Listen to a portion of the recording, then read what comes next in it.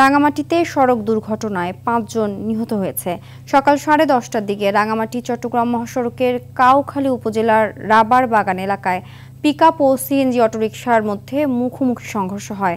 এতে ঘটনাস্থলেই ৫ জন নিহত হন, আহত হন আরও একজন। কাউখালী থানার অফিসার ইনচার্জ সাইফুল ইসলাম সোহাগ হতাহতের বিষয়টি নিশ্চিত করেছেন। এদিকে গাজীপুরের কালিয়াকৈরে ঢাকা টাঙ্গাইল মহাসড়ক পার হওয়ার সময় গাড়ির ধাক্কায় আজিজ নামে এক বেকারি শ্রমিক নিহত হয়েছেন। সকালে উপজেলার বাইপাস এলাকায় এ ঘটনা ঘটে।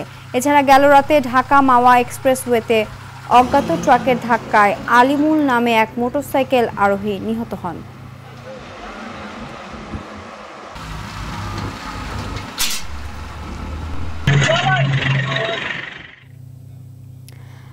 রাঙামাটি চট্টগ্রাম মহাসড়কে দুর্ঘটনার বিষয়ে জানাতে সরাসরি যুক্ত হচ্ছেন সহকর্মী সাইফুল মাহমুদ।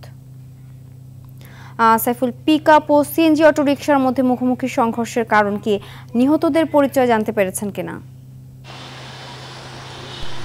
জি সিনথিয়া, আসলে যেমনটি বলেছেন, সকাল 10টার সময় এক মর্মান্তিক দুর্ঘটনা ঘটে রাঙ্গামাটি উপজেলার কাউখালী ইউনিয়নের আসলে বেতাগি এলাকায় বেতাগি ইউনিয়নের রাবার বাগান এলাকায় অটোরিকশা এবং পিকআপের মুখোমুখি সংঘর্ষে ঘটনাস্থলে 3 জন নিহত হয়েছেন এবং 2 জনকে রাঙ্গামাটি মেডিকেল কলেজ হাসপাতালে নেওয়ার পরে ডাক্তার তাদেরকে মৃত ঘোষণা করেন এবং এই ঘটনায় একজন কিন্তু গুরুতর আহত আছেন এবং তার অবস্থা কিন্তু আশঙ্কাজনক বলে জানিয়েছেন সেখানকার যারা উদ্ধার তৎপরতা চালাচ্ছেন তারা। তবে প্রত্যক্ষদর্শী তারা জানিয়েছেন 5 ব্যক্তি কিন্তু আসলে বেতবুনিয়া থেকে চট্টগ্রামের উদ্দেশ্যে সিএনজি অটোরিকশাতে ওঠেন এবং তারা চট্টগ্রামের দিকে আসছিলেন এবং পিকআপটি রাঙ্গামাটির উদ্দেশ্যে যাচ্ছিল। ঠিক বাগানবাড়ি এলাকায় যাওয়ার পরপরেই কিন্তু 2টি গাড়ি মুখোমুখি সংঘর্ষ হয় এবং এতে কিন্তু ঘটনাস্থলে সিএনজি অটোরিকশার 3 যাত্রী নিহত হয়।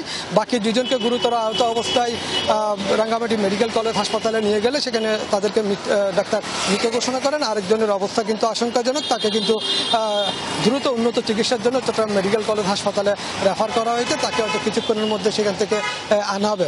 তবে একটা বিষয় জানিয়ে রাখি, সেটি হচ্ছে যে এখানে যারা উদ্ধার তৎপরতা চালাচ্ছেন তারা কিন্তু বলেছেন আসলে এই রোডটিতে কিন্তু খুব বেপরোয়াভাবে গাড়ি চলাচল করে, কোনো নিয়ন্ত্রণ নাই। অনেক সময় কিন্তু আসলে দেখা যায় যে পাহাড়ি রাস্তা, আঁকাবাঁকা রাস্তা, কেউ কিন্তু আসলে যেভাবে গাড়ি চালানোর কথা সেভাবে কিন্তু তারা চালাচ্ছে না। তবে যদি ধীরে ধীরে গাড়ি চলাচল করতো তাহলে কিন্তু হয়তোবা এই দুর্ঘটনা ঘটতো না বলে তারা মনে করেন। তবে এই পর্যন্ত নিহত 5 জনের মধ্যে 3 জনের পরিচয় পাওয়া গেছে। সেই 3 জনের মধ্যে একজন রাউজানের বাসিন্দা, একজন হাটাদারির বাসিন্দা, আরেকজন রাঙ্গামাটি কাউখালী এলাকার বাসিন্দা।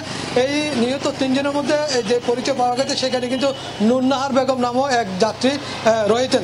তবে আমাদেরকে ফায়ার সার্ভিস এবং পুলিশ জানিয়েছেন বিস্তারিত আরও পরে জানানো হবে।